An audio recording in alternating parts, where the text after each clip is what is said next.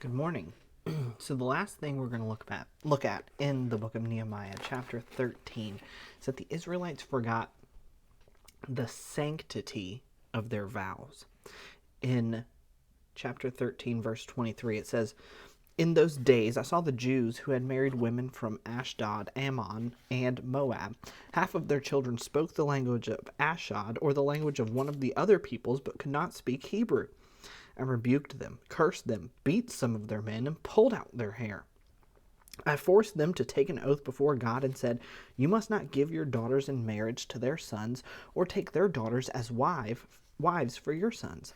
Didn't King Solomon of Israel sin in a manners like this? There was not a king like him among many nations. He was loved by his God, and God made him king over all Israel. Yet foreign women drew him into sin." So, again, this wasn't a commentary on interracial marriage. This was a commentary on being set apart as a people of God. And they, at the time they took the vows, they were very serious and they were very sincere about honoring the sanctity of what God had called the Israelites to do, and that was be set apart as a people. Now, fast forward, they've forgotten the sanctity of that vow and how serious it is. You see, they're taking it lackadaisical.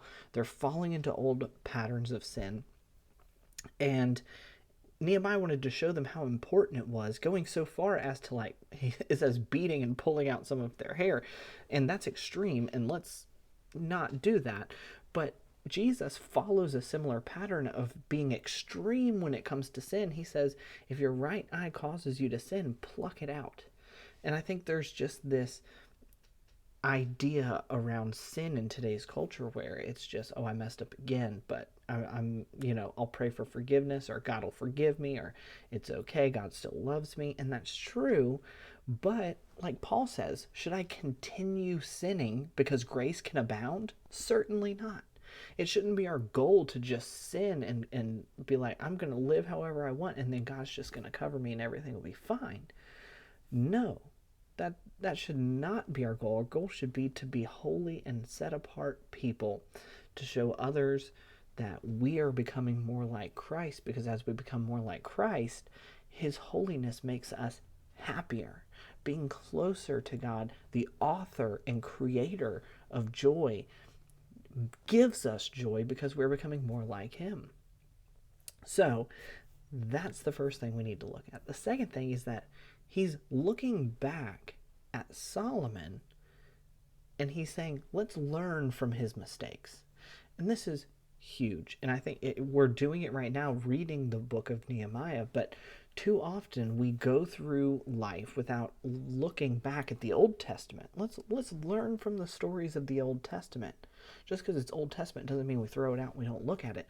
No, we can learn from the mistakes and the triumphs and the stories of the Old Testament, because ultimately, first, they tell us how to live. They give us stories of morality, and there are lessons all in there, like we've seen, but also they all point to Christ. And we need to see how everything points to Jesus in the Bible. So don't forget the sanctity of your vows, to be a set apart people for Christ.